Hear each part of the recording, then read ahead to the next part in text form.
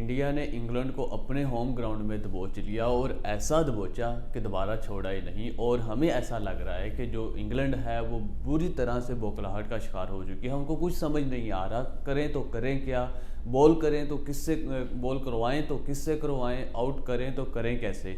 जो इंडिया की अगर हम टीम की अगर हम बात कर लें तो वो अपनी पूरे अरूज पे है। उनका एक प्लेयर ऐसा नहीं है कि मतलब सिर्फ एक ही प्लेयर उनका डेंजरस हो और वो एक प्लेयर ही वहाँ पे आके रन्स कर रहा हो, नहीं हमने नहीं देखा। अगर हम स्कोर कार्ड की बात कर लें, स्कोर कार्ड पे अगर हम एक नज़र डालें तो हमें ये लग रहा है कि सबका कंट्रीब्यूशन नज़र आ रहा है उसके अंदर, सारे प्लेयर्स की एफर्ट नज़र आ रही है उसके अंदर, और छोटी मोटी एफर्ट नहीं है। ये तकरीबन आज पूरा दिन इंडिया ने बैटिंग की है और कल से वो लगे हुए हैं इंग्लैंड की पिटाई करने के लिए। यहाँ से जो स्टार्ट लेते हैं वो जो जायसवाल साहब हैं उन्होंने स्टार्ट लिया और उन्होंने ही मतलब मारना शुरू किया और मतलब मारते चले गए और अभी तक उन्होंने 400 स्कोर कर लिए हैं, लेकिन अभी तक वो थके नहीं हैं। लेकिन इंग्लैंड को कुछ समझ नहीं आ रही कि हम इनका इलाज क्या करें, इनको आउट कैसे करें। ये तो मतलब ख़त्म ही नहीं हो रहे कि ये एक बंदा आउट हो गया तो आगे वाले जल्दी आउट हो जाएंगे, ऐसा बिल्कुल भी नहीं हो रहा है। इवन कि उनकी जो टेल है वो भी उनके गले का फंदा बनी हुई है, वो भी आके 40-50 स्कोर कर चुके हैं। और इवन के जो रविंद्र जडेजा है जो उनके ऑलराउंडर हैं और स्पिनर हैं वो भी 80+ स्कोर कर चुके हैं। और इसके साथ जो अक्षर पटेल हैं वो तो है ही इनके बॉलर हैं, तो वो उन्होंने भी 35 स्कोर कर लिए हैं। तो यहाँ पे दाद देनी पड़ेगी टीम इंडिया को कि किस तरीके से वो खेल रहे हैं, वो दिखा रहे हैं कि इनके होम ग्राउंड के अंदर आके खेलना कैसा होता है, किस तरीके से वो आपको दबोचते हैं और ऐसा दबोचते हैं। और मैंने ये क्यों कहा कि जो टीम इंग्लैंड है वो बौखलाहट का शिकार हो चुकी है, वो तो कहते हैं कि भाई ऐसा कोई हमारे पास चांस हो कि कोई एक छोटा सा भी उनको चांस नज़र आता है ना तो वो कहते हैं कि भाई इसको किसी तरीके से आउट करवा लो। तो उन्होंने जो इंग्लैंड है उन्होंने अपने तीनों के तीनों रिव्यू ही कल ही लॉस्ट कर लिए थे और उनको कोई भी आउट नहीं मिला था। उन तीनों जो उनके रिव्यू लिए थे वो लॉस्ट हुए थे। और आज जब रविंद्र जडेजा आए खेलने के लिए उस टाइम पे एक चांस क्रिएट हुआ था, लेकिन वहाँ पे अंपायर ने नॉट आउट दे दिया। और क्योंकि इंग्लैंड के पास कोई रिव्यू ही नहीं था जिसकी वजह से वो रिव्यू नहीं ले सके, डीआर की तरफ नहीं जा सके। लेकिन बाद में चेक किया गया तो वो उस टाइम पे जडेजा आउट था। अगर वो वहाँ पे जडेजा आउट होते तो जडेजा अभी तक 81 स्कोर कर चुके हैं और 81 स्कोर उन्होंने किया है और एक लंबी पार्टनरशिप भी बिल्ड की है। तो ये अगर वहाँ पे इनके पास रिव्यू होता तो ये आउट करवा सकते थे और ये 420-25 के बजाय ये 300-350 पे रोक सकते थे। तो इस टाइम पे 175 की लीड पे है इंडिया और जो इंग्लैंड है वो बुरी तरह से मतलब बिल्कुल लो कॉन्फिडेंस हो चुका है। उनको कुछ समझ नहीं आ रहा कि ओवर किससे करवाएं। और इसके साथ जो बेन स्टोक हैं उनको पता नहीं जो टॉम हार्टले है इससे क्या लेना है, कोई दुश्मनी है इससे या फिर कोई एक्स्ट्रा उसको एज दिए जा रहे हैं, उनसे ही बॉल करवाई जा रहे हैं, उनसे ही बॉल करवाई जा रहे हैं।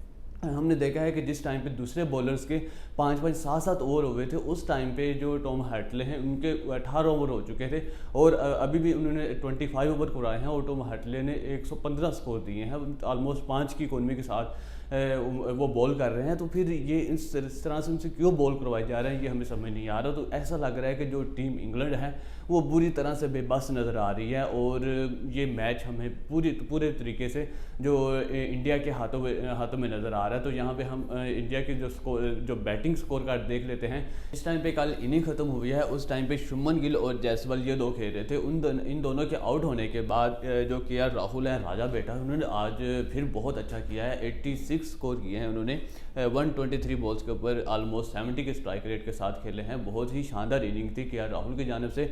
और इसके बाद आते हैं श्रेयस अय्यर, उन्होंने 35 स्कोर किए हैं, रविंद्र जडेजा 81 स्कोर किए हैं उन्होंने और अभी तक ये नॉट आउट हैं, अभी तक ये खेले जा रहे हैं और ये सबसे बेस्ट कर सकते हैं अगर ये इससे आगे कंटिन्यू करते हैं और अच्छा खेलते हैं तो ये अपनी टीम के अंदर बेस्ट कर सकते हैं। और इसके बाद आते हैं श्रीकर भरत, उन्होंने 41 स्कोर किए हैं 81 बॉल्स के ऊपर जिसमें ऑलमोस्ट 50 के स्ट्राइक रेट के साथ खेले हैं। और उसके बाद आते हैं अश्विन, उन्होंने 1 स्कोर किए हैं। ये मतलब एक ऐसा बंदा है जिसने 1 स्कोर किया है, बाकी इसके अलावा जितने भी प्लेयर्स हैं वो सब के सब बहुत अच्छा करके जा रहे हैं। उसके बाद अक्षर पटेल हैं, उन्होंने 35 स्कोर किए हैं 62 बॉल्स के ऊपर। ये मतलब इनकी टेल है जो इतना स्कोर करके जा रहे हैं। और यहाँ पे अगर हम एक नज़र देखें शुभमन गिल के अलावा सबका जो स्ट्राइक रेट है वो 50+ है, तो ये बहुत ही उन्होंने अच्छा किया है। लेकिन शुभमन गिल बहुत ज़्यादा डिसअपॉइंटिंग कर रहे हैं। पीछे कुछ मैचेस हो गए, साउथ अफ्रीका के साथ जो इन्होंने टेस्ट मैचेस खेले थे उसके अंदर भी शुभमन गिल ने कुछ नहीं किया था, और हमने यही कहा था कि जो अपने होम ग्राउंड के अंदर